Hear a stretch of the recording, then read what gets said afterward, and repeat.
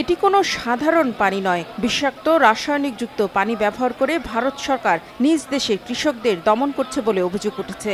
অভিযোগ রয়েছে প্রতিবেশী দেশের অভ্যন্তরীণ ইস্যুতে যতই সোচ্চার আর সরব ভারতের ক্ষমতাসীন দল বিজেপি সহ সমমনা গোষ্ঠীগুলো ততটা নীরব, নিষ্পৃহ, নিষ্ক্রিয়, এক কথায় কিছুই ঘটেনি মনোভাব নিজ দেশে কৃষকদের ন্যূনতম দাবি প্রশ্নে।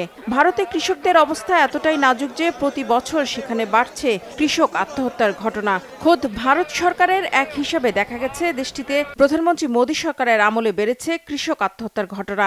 সম্প্রতি ভারতের স্বরাষ্ট্র মন্ত্রণালয়ের প্রকাশিত এক পরিসংখ্যানে দেখা গেছে 2021 সালে ভারতে 10,881 জন কৃষক আত্মহত্যা করেছে, মানে প্রতিদিন গড়ে 30টির বেশি আত্মহত্যার ঘটনা ঘটেছে, যে সংখ্যা আগের বছর 2020 সালে ছিল 10,677 জন।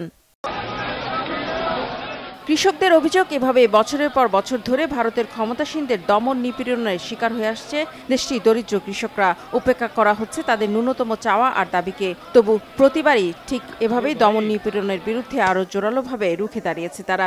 এই দৃশ্য শনিবার পাঞ্জাব হরিয়ানা সীমান্তের শম্ভু অঞ্চলে। কৃষি পণ্যের একটি ন্যূনতম দাম নির্ধারণের দাবিতে এদিন আবারও রাজপথে নেমেছে কৃষকরা।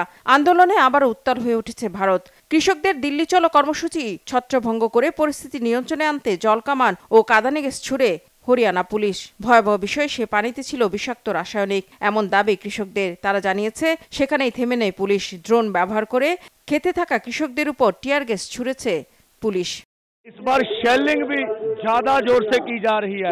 এবার পুলিশ আরো শক্তিশালী টিয়ার গ্যাসের শেল ব্যবহার করেছে এবং এতে রাসায়নিকযুক্ত জলকামান ব্যবহার করেছে। তারা মিডিয়াকে সরিয়ে দিতে জলকামান ব্যবহার করেছে। তারা কাছাকাছি খেতে কৃষকদের উপর টিয়ার গ্যাস ছুঁড়তে ড্রোন ব্যবহার করেছে। সারা দেশ দেখছে ভারত সরকার এবং তাদের আধাসামরিক বাহিনী কিভাবে শান্তিপূর্ণভাবে বিক্ষোভকারী কৃষকদের উপর হামলা চালিয়েছে।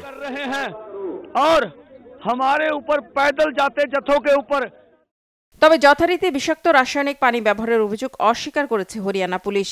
তাদের বাধার মুখে আসছে 16 থেকে 18 ডিসেম্বর ট্রাক্টর মার্চ ও রেল রোকো কর্মসূচি ঘোষণা করেছে কৃষকরা। তারা বলছে মোদী সরকারের দেয়া প্রতিশ্রুতি 4 বছরেও পূরণ না হয় দাবি আদায়ে তারা আবারও এই কর্মসূচি ঘোষণা করেছে। কৃষকরা জানান, মোদী সরকার কৃষিপণ্যের একটি ন্যূনতম দাম নির্ধারণ করে কৃষিপণ্য কৃষকদের কাছ থেকে কিনে নেওয়ার প্রতিশ্রুতি দিয়েছিল, কিন্তু সরকার এ ব্যাপারে চুক্তিতে যেতে নারাজ। আর চুক্তি না করলে ভবিষ্যতে যে কোনো সরকার নির্ধারিত ন্যূনতম মূল্যে কৃষিপণ্য নাও কিনতে পারে, ফলে আবারও তৈরি হতে পারে কৃষক দমন। তাই নতুন করে আন্দোলন শুরু করেছে কৃষকরা।